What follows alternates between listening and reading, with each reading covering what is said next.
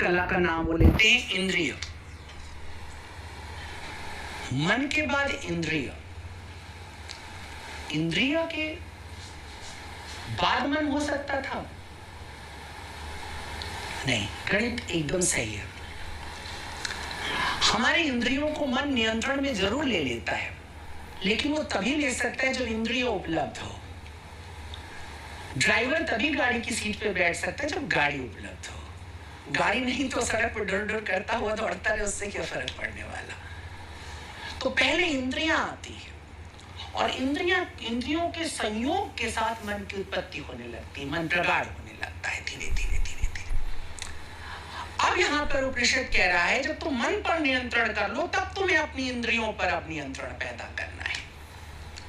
क्यों? क्योंकि इंद्रियां सुख का कारक है। पहले दिन इंद्रिय पे मत नियंत्रण, नाम पता नहीं लगा और इंद्रिय पे नियंत्रण करने लगे। अविनेश इंद्रिय पे नियंत्रण करने लगे। रामभद्राचार्य को सुन लिया, प्रेमानंद जी को सुन लिया, अर्थ नहीं है कोई।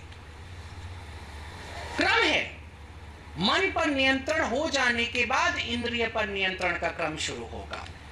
क्योंकि रामकृष्ण परमहंस तो स्थित प्रज्ञ है, मन पर नियंत्रण कर लिया पर इंद्रिय छूटी है, अभी भी जीवा छूटी हुई है। अभी भी मछली की सुगंध आते भाग जा रहे हैं, अभी भी लोभ उत्पन्न हो रहा है। शारदा कहती हैं कि क्या तरीका है, प्रवचन करते करते मछली खाने भागते हो। रामकृष्ण ने कहा इस देह में टिके रहने के लिए कुछ तो जगा के रखना पड़ेगा, इसलिए मैंने स्वाद को जगा करके रखा हुआ है। जिस दिन तुम मछली पकाओ और मैं मुंह फेर लूं, समझ लेना मैं जा रहा हूं संसार से। ये अंतिम किल्ला भी छोड़ दिया मैंने। और यही वो अपने मृत्यु से 3 दिन पूर्व उन्होंने मछली पकाई और उन्होंने मुंह फेर लिया। तब शारदा ने जाके कहा कि अब ठाकुर जा रहे हैं। इंद्रिय बड़ी मुश्किल है, इंद्रियों से तो तुम बने हो, कैसे इतनी जल्दी छोड़ने की तैयारी में लग गए हो? मन के नियंत्रित हो जाने के बाद इंद्रिय, क्योंकि इंद्रियों से सुख की उत्पत्ति होती है और सारे सुख बासी होने के बाद दुख देते हैं। जैसे रात का बना हुआ पिज्जा सुबह तकलीफ दे सकता है। सारे सुख, जिन सुखों के पीछे तुम भाग करके जाओगे, पीछे से तुम्हें दुख दे करके चला जाएगा। तुम अपने सारे सुख गिन लेना, सभी सुखों में। अभी देखिए सुखी जोड़ा गया, सुख था इधर, सुख आ रहा था उधर, कम हुआ तो जाना पड़ा।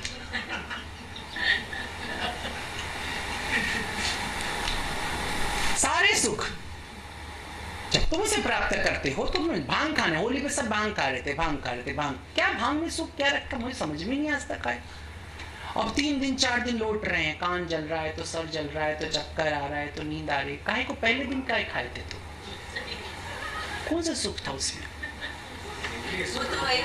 दारू पी रहे हैं, दारू पी रहे हैं, दारू पी रहे हैं, पिए जा रहे हैं, हराम की मिल रही है, पी लो जितना पीना है। भैरव थोड़ी ना होगी कनस्तर पी जाओगे। पर भैरव का मुखौटा लगा लिया तो फील भी वैसा ही कर रहा है। उसको लग रहा है कि हाँ जितना चाहे उतना तुम भांग पी जाओ, जितनी चाहे उतनी शराब पी जाओ। कौन है? और होली के दिन क्या है, बुरा ना मानो, होली नाक निकाल के कह देना, कुछ हो भी नहीं रहा है ना। ऐसा नहीं होता।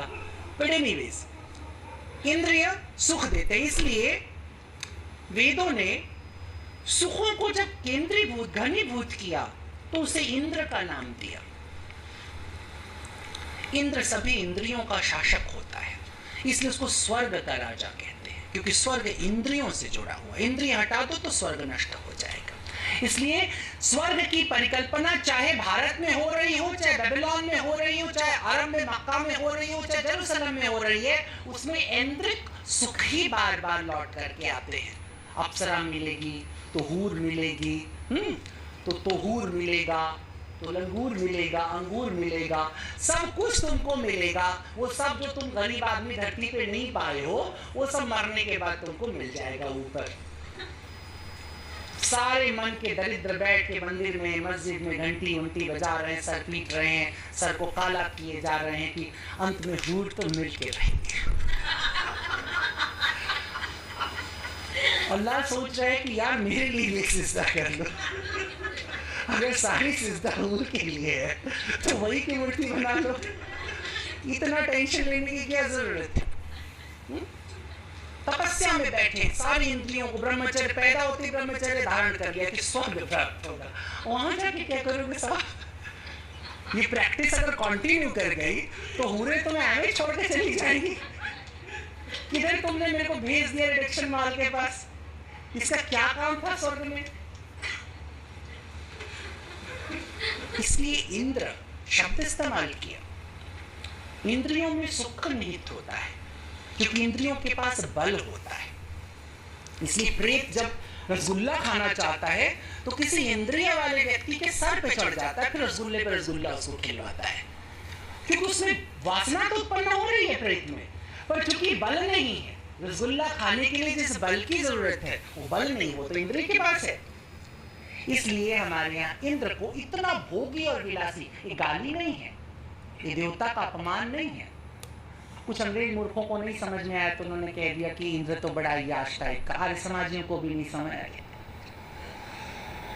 इंद्र तुम्हारी इंद्रियों का कारक है और संपूर्ण सुख इंद्रियों से पैदा होते हैं, इसलिए इंद्रिय ही है जो तुम्हें स्वर्गिक सुख की अनुभूति देती है। इसलिए डंके की चोट पर भारतीय शास्त्र कहता है कि स्वर्ग की सीमा निर्धारित है, जब तक तुम्हारे कर्म संचित कर्म फल है तब तक तुम स्वर्ग में रहोगे, उसके बाद तुम्हें बाहर फेंक दिए जाएंगे। और कर्म पहले ही तुम्हें बताया गया है, तीसरे सोपान पे बताया गया है।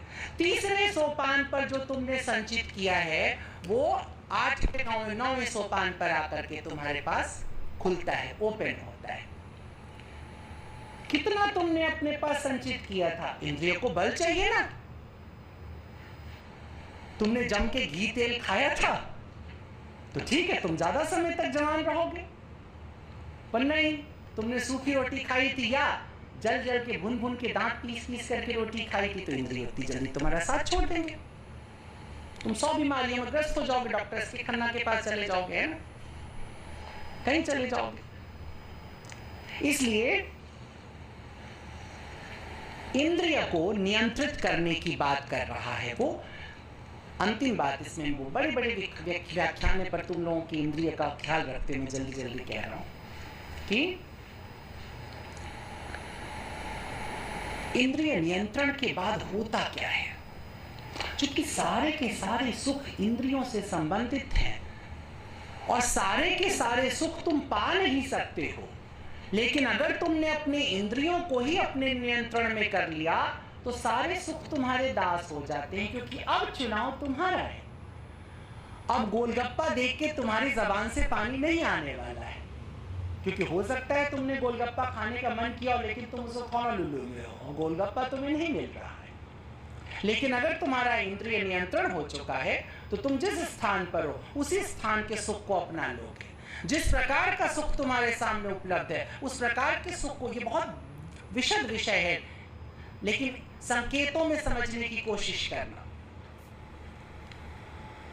कि इंद्रियों को नियंत्रित करने का मतलब यह होता है कि जिस प्रकार की परिस्थिति में, काल में, स्थान पर व्यक्ति के साथ तुम हो, स्थिति के साथ हो, वस्तु के साथ तुम हो, उसी के साथ अपने सुख को संबद्ध कर देना। इससे तुमको स्वर्गिक सुख मिलता है। इसलिए जो संत होते हैं, जो वास्तविक साधु होते हैं, जो वास्तविक विरक्त होते हैं, वो किसी भी स्थान पर अपने जीवन का आनंद लेते हैं। उनको कंदमूल मिल गया तो उसी को खा करके उन्होंने कह दिया यही स्वर्ग। विदुर के घर जाकर के कृष्ण ने साग खाया और सारा सुख प्राप्त कर लिया। द्रौपदी के घर जाकर के एक दाना जूठन लगा हुआ चावल का एक खाया और सारा सुख प्राप्त कर लिया। इसे इंद्रिय नियंत्रण कहते हैं। एक दाना चावल तुम्हारा पेट भर सकता है।